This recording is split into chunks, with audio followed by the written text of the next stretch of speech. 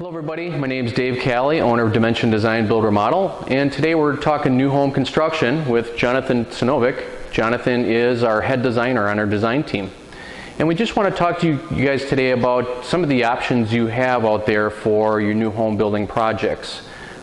Traditionally, there's kind of three different options you have. You can go with a model home builder, and the second option is to hire an architect, and in which case that architect, then you would need to find a GC to build the architect's plans.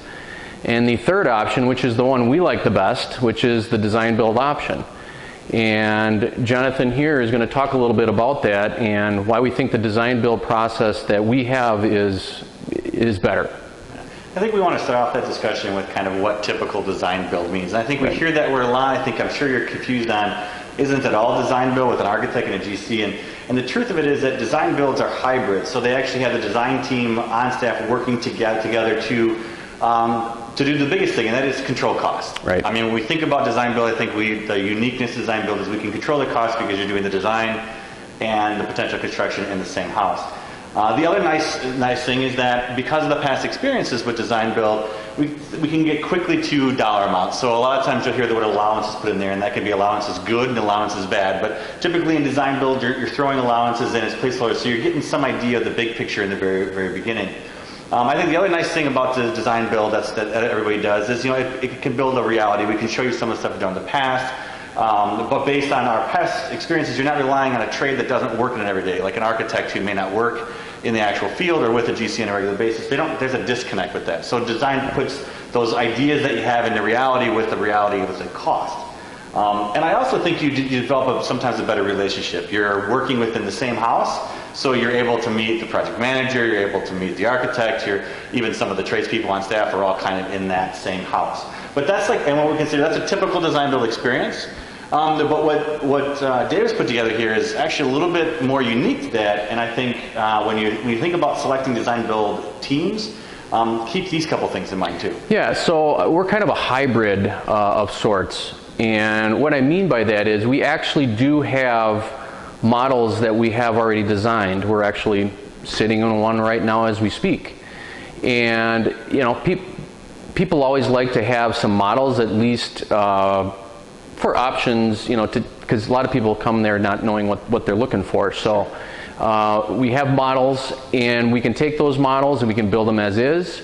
We can do a semi-custom, which basically we take that and Jonathan will tweak it as the customer might for their needs. We also as well do full custom plans.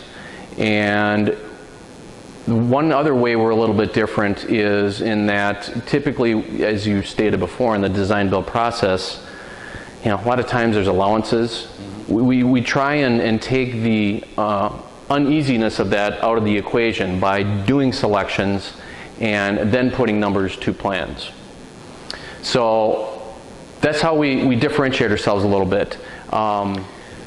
So in talking a little bit more about how we are a hybrid, I'm gonna turn it over to Jonathan here and talk a little bit more in depth about that. So in the experience that we offer that's a little bit more unique is that in-house design team that Dave mentioned earlier. And with that is you're actually working with trained designers. So we went to school for that. You're not looking at a typical draftsman. We're not here saying anything poorly against draftsmen, but really you're working with someone who is more than just going to take your idea and draw lines around it.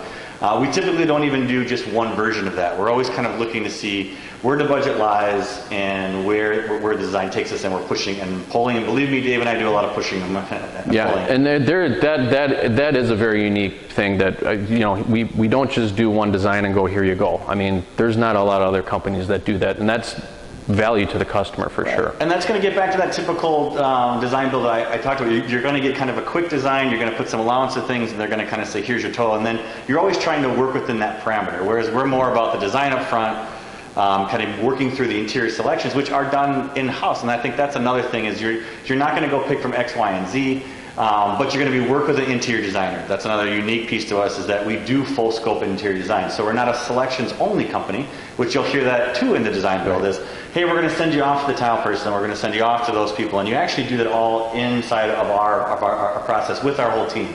So you're not left to do these things on your own. I think that's critical because we'll talk about the length of time our process takes. It's a little bit lengthier on the front end because we really want to dial in on your budget and your design. So that is talking about budget control. I think that's probably one of the biggest things that we get actually tossed around a lot is, I have this budget, is it realistic, and what can I do for it?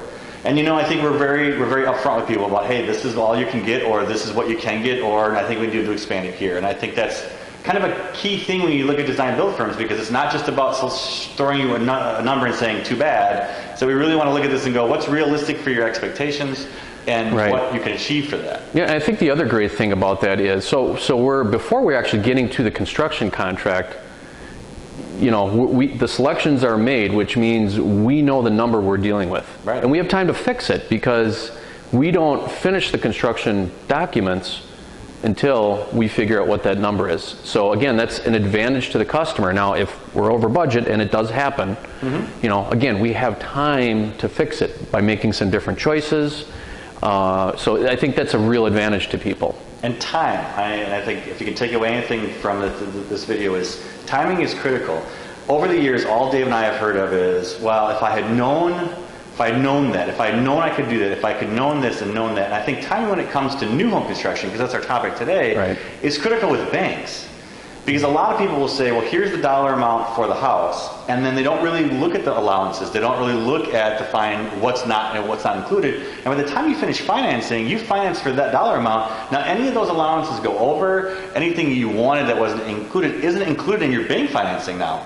And I think that's kind of critical because a lot of people try and get you to sign the contract, sign the contract, and keep that in mind because that's probably been the number one complaint I would think for most people when they're done, not particularly using our process, would say, boy, there was so much out of pocket, I had no idea that I was going to encompass, or I didn't get it because the bank wouldn't finance it after the fact. Well, and that's why we spend more money up front to do that, and it helps them in the end. A lot of time people just can't.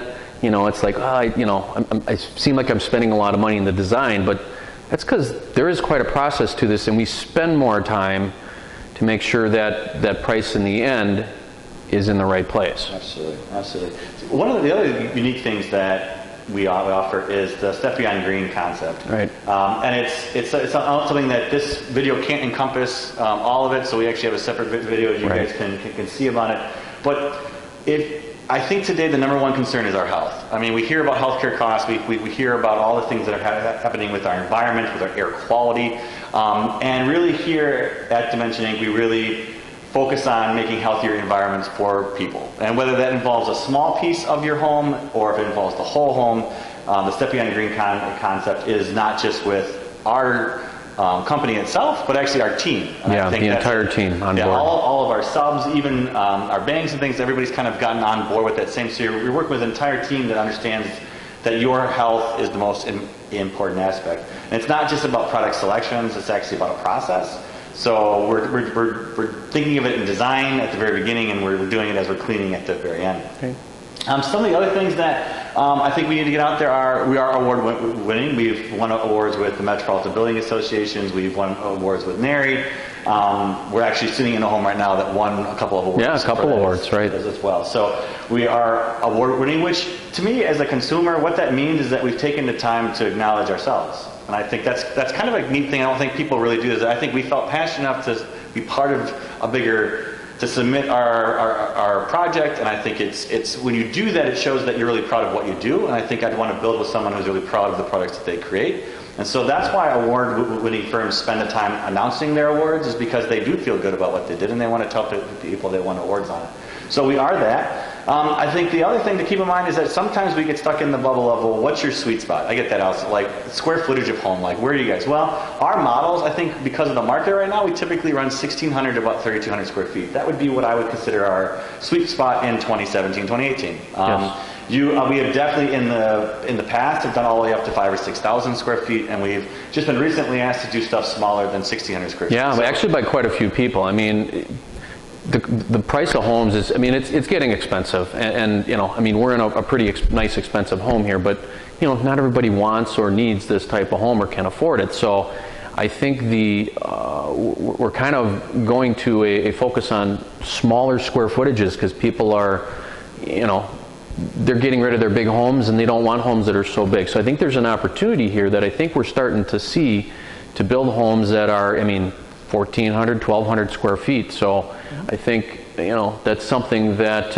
we're actively pursuing moving forward. But I think, again, that makes us unique because most of the people that want to build these 3,200 square foot homes don't want anything to do with little homes. And I think that's kind of a mistake. So I think that's another way that makes us truly unique. Yeah, and I think that segues perfectly into, I mean, I think the classic question you're probably, when you clicked on the video, are asking, all right, so you talk about healthy, you talk about your unique hybrid and how our process is a lot more unique. Well, that's got to come at a cost. So, it does, and can you talk to us a little bit about the budget? Yeah, well, you'll get, you go out and ask 10 different builders, you know, costs, and you're going to get 10 different answers. So I think what we have found that to build a home well, but to do it with, you know, say vinyl siding and laminate countertops, you know, basic finishes, but still do it in a way that has quality, you're probably around $150 a square foot. Now, if we're talking step beyond green to healthy or making homes that are healthy to live in, there is a cost to that. And there's a lot of layers to it, and it's a different video. If you guys are interested, definitely go check that out.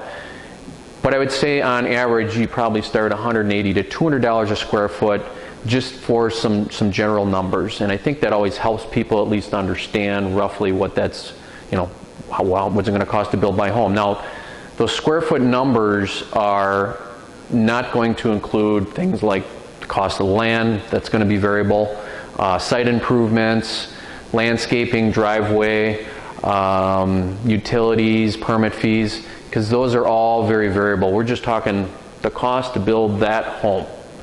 So that, but I think that is some good information for people, so at least they can start to wrap their arms around this.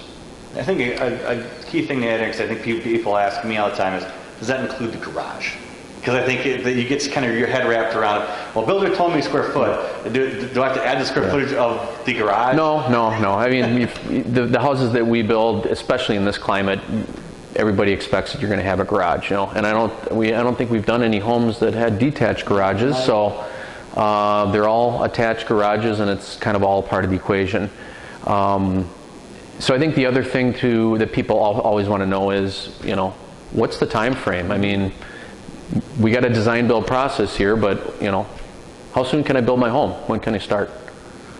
And that varies, obviously. If you take one of our models, it's a little bit more efficient because we've obviously built those before and we have those designed and ready to go. So the architectural experience is a lot shorter too, because you're picking something that's already pretty much got all the parameters, and all we're doing is filling in all your variables. But typically we always say 3 to 4 months for design, I would say. And then again, depending on the size and scope of what time of year we start, that's always a critical one. Everybody always asks, so I mean, what's the perfect time of year to start? Well, I mean, that's going to vary.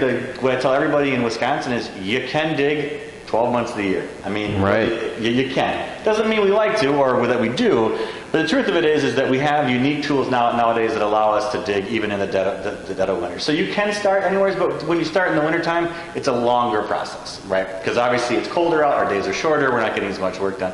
We typically say, 6 to maybe 12 months for the typical build? Yeah, on the build, yeah. So, you know, I mean, you wrap that all together, you're 9 months to over a year, depending on the size of the house. And again, hey, are we building from a model, or are we starting from scratch, or some kind of hybrid of that? So, yeah, I think other than that, you know, if you guys want to find out more information on how to build a home that's healthier, we're certainly, we have another video that talks specifically to that, so we didn't want to make this one too long. But we appreciate you guys checking us out. And if you have any more questions, feel free to call us at 262-402-6602. Thank you.